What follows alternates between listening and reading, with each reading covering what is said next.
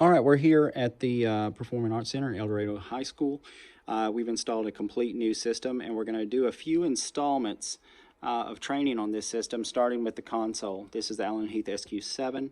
The first thing to know about the SQ7 is that everything, all of the processing, everything is right here. So I can select anything, any channel, and I've got all of the processing for that channel and you can see I'm going through different things. That's my overview of the channels. I can click on anything in there and it takes me to it. There's the equalizer, so on and so forth. So whatever I select, I can I can adjust up here the parameters. Now everything, this is a touch screen, so everything on here is change the high frequencies just by dragging it around. I have some more in-depth adjustments for high frequencies right here. There are also redundant controls over here for the same thing. I can adjust different things here and see it in real time being adjusted there. Likewise, everything that's over here, which is our EQ is where we are now. This is the noise gate, and this is the compressor, and then this is the preamp section. All of that is also redundant right here and adjustable there, and you can turn it off and on here. Over on the left of the console are input layers. Right now we're on input layer A, which is 32 channels. Wireless 1 through 16. Stage inputs 17 through 32. If I go to layer B, you can see that everything changed because now the first two sliders are stage left and stage right inputs. We have choir 1 through 6, which are our hanging microphones. Then we have our media channels, which is media, video, which is audio from video. Stereo 3, which is our 1/8 inch input right here. And USB, which is under it. It's called SQ drive, is the USB input. We can record and play back to a USB drive, which we will talk about in just a second. Right now we're only using layer A and layer B, which gives us a total of 32, 36, 48, 36, 40, 44 channels. So we have 44 channels available to us right now. All right, so we're back on layer A. Over here on the right side are mix outputs. So these are the different outputs. This console has 32 onboard XLR preamps or connections, and then it has 12 outputs on the back. So we're using a total of 4 of those outputs. Right now we're on the left and right, but you can see if I change to mix 1, then now everything that I'm mixing is for mix 1. Well, what is mix 1? Mix 1 is, if we select the output slider, we can see that it is monitor 1A. If we go to mix 2, we're at monitor 1B, so on and so forth as it's labeled on the stage. So we've got 4 different mixes that are possible. We have available mixes that are not assigned, and those outputs can be actually routed to, say, a camera, a video camera for a live stream or broadcast application. Or it can be routed to any other output that we want a separate mix for. So those are still available on the console. And also when we get get a router connected and get an iPad going, someone can mix a specific output using the SQ Pad app. They can mix an output simultaneously while someone else is running the house mix. You can run multiple iPads, as many as your router can handle. Someone could be mixing each, you could have a different person mixing each output. How that comes in handy is if you have someone on a camera, say out here on the other side of the booth, they could be sitting in front of the camera with an iPad stand and some headphones, and they could actually be mixing separately for the broadcast while someone back here is mixing for the house. So that's handy like that. All right, so that's the inputs and the outputs. Let's go through the center screen here. We've got different tabs. So if I select a channel, we can see that I'm now doing things for that channel. I have all my different things here that I can do, my gate, my EQ, my compressor, my pan, my preamp. So all of that is there, but it's under the processing tab. We're going to call these buttons tabs. The next one is routing, and what routing does is it allows me to see the signal from each channel and which output it's going to. You can see my effects sends, my mix sends, 12 mix sends, my main outs, so all of that. Meters shows me every input on the screen at the same time, all my preamps basically, so I can see what's being with a signal for everything simultaneously. Effects lets me change the reverb, it lets me change which reverb I want to use and things like that, and adjust the parameters. Scenes is very important. Scenes is where I actually save all of my settings. Right now we have already set up Bensberg setup where just so we don't lose any of the routing, any of the configurations that we've done. If anything changes, you can see I'll change some things, and then I can go to recall here and push go, and then click yes, and you can see, boom, everything goes back. It recalls all the settings that have been changed. How this comes in handy in a situation in theater is that you can actually use these for scenes of a play. Because they instantly recall it, you can have certain channels muted for a certain scene, name it by clicking on the blank space and hitting the pencil, and that takes you to a screen where you can name that and then store. And you can go through and set it up for every scene with certain channels muted that aren't needed, certain channels adjusted the way they need to be adjusted, and then you can go through and boom, and load or recall, go, and just go through that way in real time in a show. So that's really handy. But this is a very valuable screen. One thing you don't want to do is accidentally hit store, and it will ask, are you sure? So be sure and check that. You don't want to hit store instead of recall. If you're trying to hit recall and you hit store, you're going to save all of the things that you don't want to save that you're trying to get away from. So, so there's that. And then the next one is setup. And what setup does is allows you to set users and passwords for different people that you can recall. You can see, we'll see it on the home screen. If we deselect everything, you can see we can lock the console, and then when we try to get into it, it's going to ask us for a password. We can change the user, just like on a Windows computer. All right. So that's in setup. In utility, it allows us to do a number of things. It gives us all of the info about the mixer, the temperature of the mixer, all kinds of great things. And then in data, it lets us to actually back up to a thumb drive instead of internally. USB utility allows us to format a USB thumb drive that we're going to use. An SQ drive is really neat. It's where we can record either stereo or multi-track to a thumb drive right over here. So all I would do is plug in my thumb drive. I would need to format that thumb drive for the mixer, and then go to SQ drive, and it'll give me, here's my record, play and pause, and stop. When I record something, it will show up here, and I'll be able to do a drop-down menu and select which ones I would like to play back. We also have multi-track, but keep in mind that multi-track, when you use record multiple channels, those are all individual audio files, and it will max out your drive really quick. So that's the utility tab. In-out tab is all of our routing. We've set this up.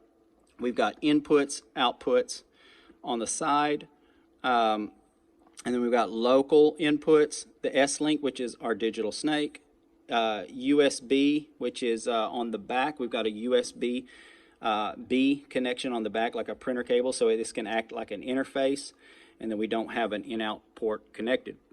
You can see on the local, it's going to start with stage 17 and then go through, those are the inputs that we're using on the back. If we go over the digital snake, that's where our wireless channels are. So we've got, sorry, let's go down, down, down. There they are. So wireless channels is 1, 2, 3, but remember we're on the snake, not on local. Our snake is right here on the bottom. All 16 of our wireless microphones are connected to coming in over one Cat6 cable via the AB168 digital snake. And so those are assigned to the USB section here. This is all set up. If you're going to change any of these setups, I would recommend consulting us first, and because it can get a little bit involved, and we feel like we've kind of nailed it. But if you need to change anything, just let us know. All right, so we're going to go back to processing now. How we get back to the home screen is we'll deselect whatever's selected, and it takes us back to the home screen, and we'll hit shut down, because this is essentially a computer.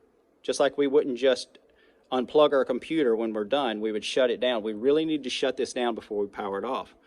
And so we would hit yes, and it would say it is now safe to turn off your console. And we'll turn that off just like we would turn it on right here with the power button in the rack. So you can see it says console power. And we don't want to power off this rack before we power off our amplifier rack.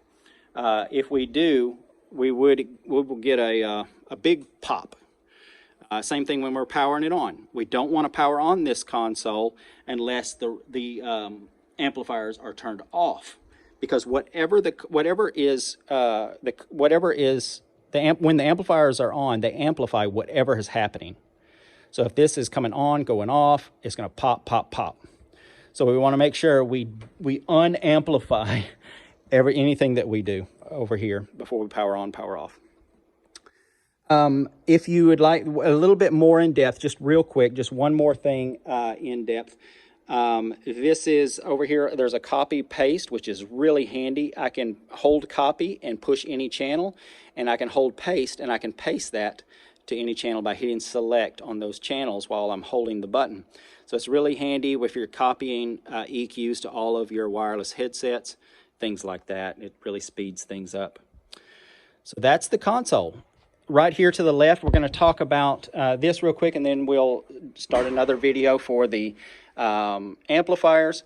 This is we've condensed everything that was in the rack here and in the rack over there into this one little 4RU cabinet. Our power for our console and everything here is located there. Just under that is our video switcher. It is an auto switcher, so if I plug in anything on the stage, it's going to automatically switch over. If I plug in anything in the booth here, like the Apple TV is plugged in now, it's going to switch over to that. Actually, the Apple TV is on 2, and I can do it manually, but the Apple TV is on 2, and the stage is on 1. And that should happen automatically. It also extracts the audio that comes into the console under the video channel from anything that goes on the projector. Just under that is our all-in-one media player. It is a Bluetooth, CD, USB, auxiliary, network player. The main button that I would use is the one right here on the left is CD. I can go through all the sources. Source button. Then we've got some toggles going on here. We can go directly to a track, things like that. All right, let's switch on over. We'll just do it on the same video. We'll switch on over here to the amp rack. We've got our main amplifiers on the top. Our assistive listening system is still active. We're using that as well. But we've got our subs, our balcony, and our floor speakers. And then we've got the fold-back speaker, monitor 1, monitor 2, and the catwalk right there. And then all of our wireless mics, 2 rack drawers, and the digital snake, all in the rack here. And all of this is powered on. If we're up here, we want to power it on and off. We would power it off right there, and it sequences everything off in the right order. As soon as it is all sequenced off, we can hit it again, and it's going to sequence it all back on in the right order.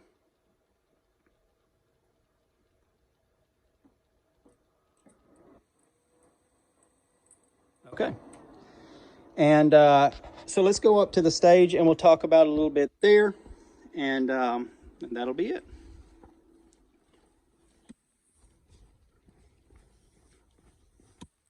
Keep in mind that wireless 1 through 16 on the console are wireless inputs, and then starting on 17, like we've talked about, is the pocket box on the stage right here, and then they go in that order, and then they go across the apron.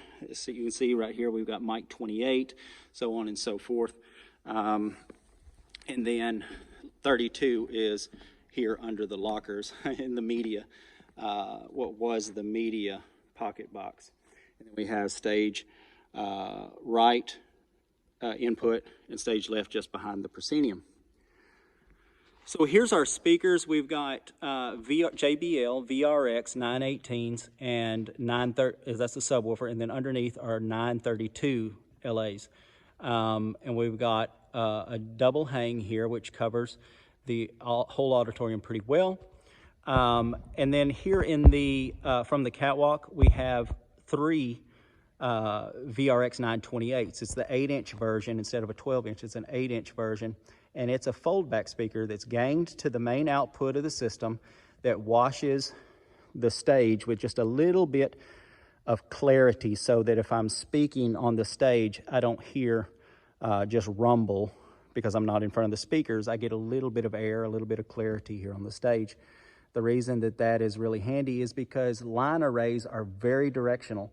If I'm behind a line array, by design, it's almost a cardioid pattern. So if I'm behind a line array, I don't hear any of the high frequencies. That is really handy when you're using microphones like these that we've provided, the Galaxy graphite boom, or I'm sorry, carbon fiber boom mics, because they're super powerful microphones, and they would squeal with the system that we previously had with the corners speakers here. However, we shouldn't get any of those problems with these. Our high frequencies don't start until halfway to the first row after you leave the stage. But that's very disorienting for someone who's speaking on a microphone, because all they hear is just the rumble. They don't hear any of the clarity. So adding this speaker gives us a little bit of clarity on the stage and makes the speaker just feel a lot more confident about what they're doing. I think that about covers it. I can add an addendum later and send something else if we need to. We do have we did notice some issues with the backstage rack pertaining to the mixer amplifiers. There's the same issue that we were having in the cafeteria. It's the same units that were in the cafeteria, same units that were in the arena. But the ones in the cafeteria were giving issues, and these are also giving issues. They were powered off. You can see they were powered off when we came in, and so when I powered them on and tried to get some sound through them, they were a lot of static, very scratchy. The same things that were going on with the ones in the cafeteria. So we would love to submit a proposal to rework this rack and get it back functioning the way it's supposed to. We can get audio to the back of the house the way it needs to be, and get audio out into the lobby the way that it's supposed to be, and we can page and do all that kind of stuff. But other than that, it's been a great installation. It sounds incredible. We are on keep us on your speed dial. Any issues, especially over the next 90 days, give us a call, and we'll come running. Thanks, you guys.